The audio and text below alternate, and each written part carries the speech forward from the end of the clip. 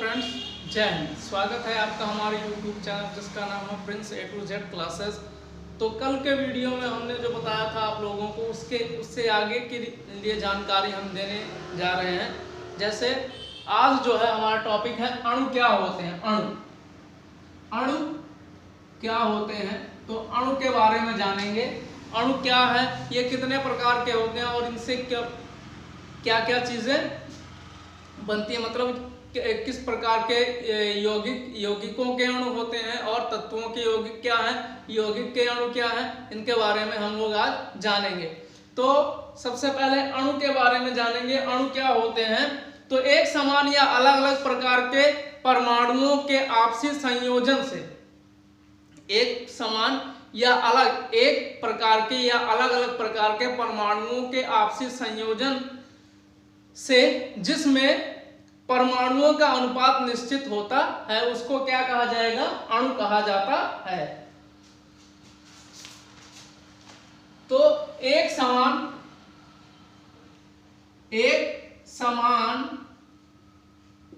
या अलग अलग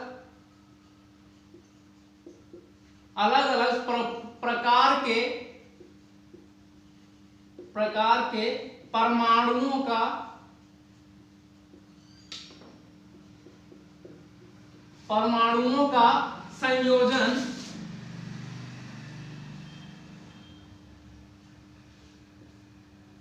संयोजन जिसमें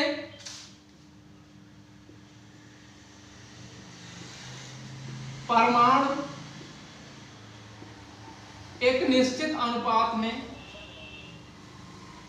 एक निश्चित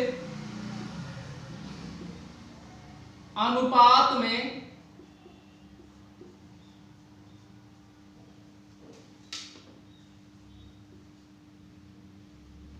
एक निश्चित अनुपात में जुड़ते हैं, अणु कहलाते हैं। अणु कहलाते हैं। तो कहने का मतलब यह हो गया कि एक समान या अलग अलग प्रकार के परमाणुओं का संयोजन जिसमें परमाणु एक निश्चित अनुपात में जुड़ते हैं, अणु कहलाते हैं। इसके लिए जो उदाहरण के लिए जैसे कि मान लीजिए हमारा जो है हाइड्रोजन हो गया, ऑक्सीजन हो गया, इसके बाद फास्फोरस जो होता है वो हो गया, और S8 यानी सल्फर, और इसके बाद जो है N2 नाइट्रोजन हो गया। ये क्या है, ये एक समान प्रकार के ये अणु होते हैं। और इसके बाद जो है CH4 और H2O NaCl और कैल्शियम सल्फेट, कैल्शियम कार्बोनेट, ये सब क्या होते हैं। इसमें अणुओं में क्या होते हैं, दो प्रकार के अणु होते हैं। एक होते हैं तत्वों के अणु होते हैं और एक होते हैं यौगिकों के अणु। तो जो एक समान परमाणुओं के संयुग्मन से बनते हैं उन्हें क्या कहा जाएगा, तत्वों के अणु, और जो विभिन्न प्रकार के परमाणुओं से मिलकर बनते हैं उन्हें क्या कहा जाएगा, यौगिकों के परमाणु कहा जाता है। तो ये जो है हाइड्रोजन एक समान प्रकार के परमाणुओं से मिलकर जो संरचना बनती है उसे तत्वों के अणु कहा जाता है। कहने का मतलब यह है कि तत्वों के अणु क्या होते हैं, इनकी परिभाषा क्या है, तत्वों के अणु। अब तत्वों के अणु क्या होते हैं,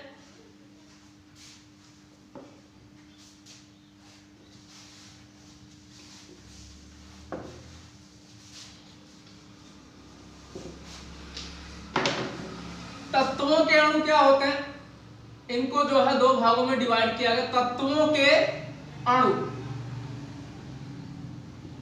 तत्वों के अणु क्या होते हैं, एक समान प्रकार के परमाणुओं से एक समान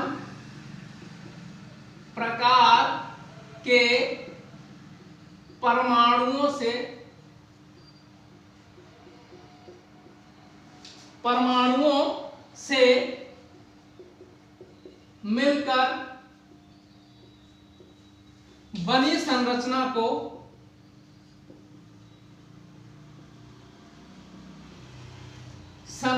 को तत्वों का अणु कहा जाता है। तत्वों का अणु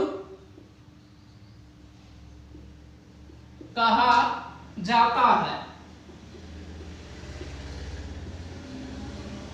जैसे एक समान प्रकार के परमाणु, कहने का मतलब यह है कि हाइड्रोजन जो है, हाइड्रोजन हो गया, ऑक्सीजन हो गया, इसके बाद जो है फास्फोरस हो गया, सल्फर हो गया, ठीक। तो ये जो है नाइट्रोजन हो गया। तो ये क्या है, एक समान प्रकार के परमाणुओं से मिलकर बन रहे हैं। कहने का मतलब जो है हाइड्रोजन और हाइड्रोजन जब आपस में मिल जाएगा तो ये क्या होगा, एक हाइड्रोजन तत्व का निर्माण होता है। तो इसी को क्या कहा जाएगा, तत्वों के अणु कहा जाता है। इसी के साथ जो है ऑक्सीजन का जब एक परमाणु जो है दूसरे परमाणु से, एक परमाणु जो है दूसरे परमाणु से जब जुड़ जाता है तो इसी को क्या कहा जाता है, ऑक्सीजन तत्व कहा जाता है। और इसी प्रकार से नाइट्रोजन हो गया, नाइट्रोजन हो गया, फास्फोरस हो गया और सल्फर हो गया। तो इनके भी क्या है, अलग अलग नाम होते हैं। तो इनमें क्या है, इनको कहा जाएगा द्विपरमाणुविक तत्व कहा, द्विपरमाणुविक अणु कहा जाता है। जैसे ये हो गया हमारा हाइड्रोजन हो गया, तो हाइड्रोजन क्या है, इसको कहा जाता है द्विपरमाणुविक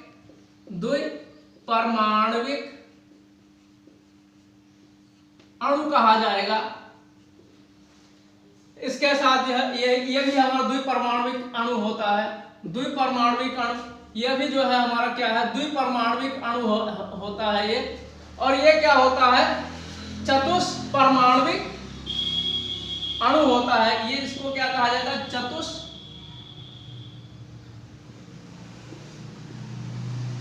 चतुष्परमाणुविक अणु कहा जाता है इसको। और इसको जो है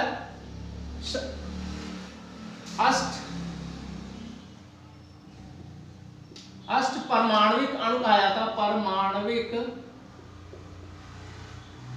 अणु कहा जाता है।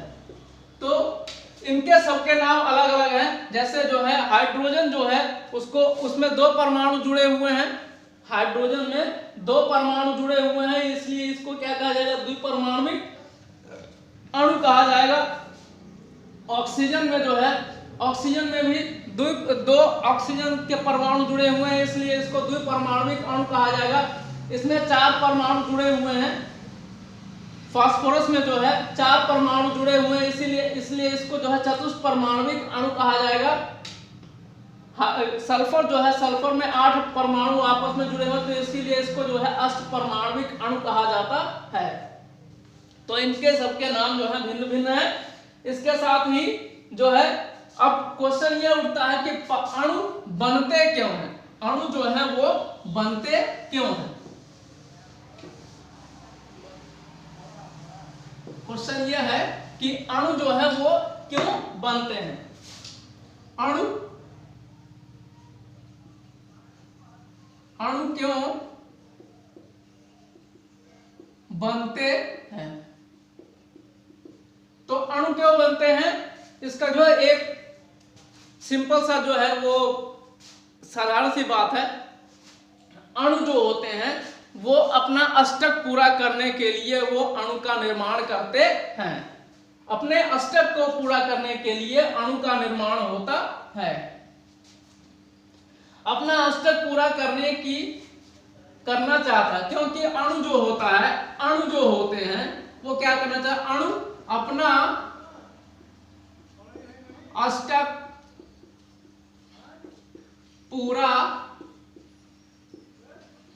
करना चाहते हैं।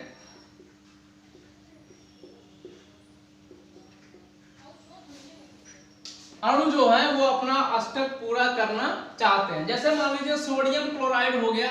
सोडियम क्या है, ये एक सोडियम और क्लोराइड, ठीक। तो सोडियम क्लोराइड, सोडियम का जब हम लोग यहाँ पर इलेक्ट्रॉनिक विन्यास करेंगे, अभी यहाँ पर नहीं, लेकिन जो है अगले नेक्स्ट जब टॉपिक आएगा तो उसमें जो है आपका इलेक्ट्रॉनिक कॉन्फ़िगरेशन यानी इलेक्ट्रॉनिक विन्यास भी इसको पढ़ाया जाएगा। लेकिन जो है अभी थोड़ा सा इसमें जान लीजिए सोडियम क्लोराइड का, जब इसका जो है इलेक्ट्रॉनिक विन्यास किया जाता है। अब जानेंगे सोडियम क्लोराइड। सोडियम क्लोराइड है क्या? इसको कहा जाता है साधारण भाषा में नमक। सोडियम क्लोराइड क्या है? ये नमक है। साधारण जो खाने की भोजन में उपयोग किया जाता है, खाने का नमक जो होता है, इसको सोडियम क्लोराइड या नमक कहा जाता है। तो सोडियम का जो है परमाणु क्रमांक जो होता है वो 11 है और क्लोरीन का जो परमाणु क्रमांक है वो 17 है। जब इसका इलेक्ट्रॉनिक विन्यास किया जाता है तो इलेक्ट्रॉनिक विन्यास करने के लिए 2 8 1, इसके वाहतम कोश में जो है इलेक्ट्रॉन की संख्या 1 है। कहने का मतलब यह है कि सोडियम जो है और क्लोरीन, सोडियम क्या है, इसके वाहतम कोश में 1 इलेक्ट्रॉन है, लेकिन जब इसका इलेक्ट्रॉनिक विन्यास किया जाएगा क्लोरीन का तो होगा 2 8 7। तो 2 8 7 हो गया। तो ये जो होता है सोडियम, ये अपने अंदर से 1 इलेक्ट्रॉन का परित्याग कर देता है और यही 1 इलेक्ट्रॉन जो है ये ग्रहण कर लेता है। सोडियम यहाँ पर पॉजिटिव हो जाएगा और क्लोरीन नेगेटिव हो जाएगा। यहां से जब सोडियम अपने अंदर से 1 इलेक्ट्रॉन को जो है निकाल दिया और ये इलेक्ट्रॉन ग्रहण कर लिया, इसमें जो है 7 संख्या थी। अब जब यहां से ये 1 इलेक्ट्रॉन दे दिया इसको, तो हो गया यहाँ पर 8 इलेक्ट्रॉन और इसके वाहतम कोश में जो है इलेक्ट्रॉनों की संख्या 8 हो गई। इसलिए इसका अष्टक पूरा हो गया और इसका भी अष्टक पूरा हो गया है। इसीलिए जो है इसी कारण से जो है अणु जो होते हैं वो अपना अष्टक पूरा करना चाहते हैं। यानी अब इसके वाहतम कोश में इलेक्ट्रॉनों की संख्या कितनी हो गई? 8 हो गई और इसके वाहतम कोश में भी इलेक्ट्रॉनों की संख्या क्या हो गई? 8 हो गई। यानी इसने जो है 1 इलेक्ट्रॉन ग्रहण कर लिया और इसने 1 इलेक्ट्रॉन परित्याग कर दिया, तो इसके वाहतम कोश में 8 इलेक्ट्रॉन हो गए और इसके भी वाहतम कोश में इलेक्ट्रॉनों की संख्या कितनी हो गई? 8 हो गई। इसी को कहा जाता है अष्टक नियम।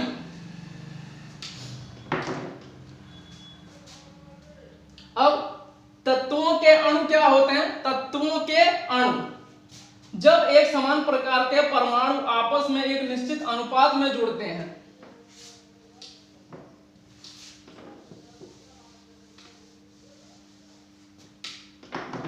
तत्वों के अणु क्या है?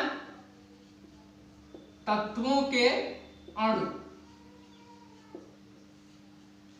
जब एक समान प्रकार के परमाणु, जब एक समान प्रकार के परमाणु आपस में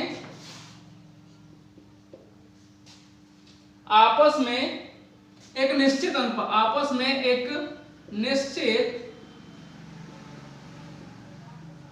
अनुपात में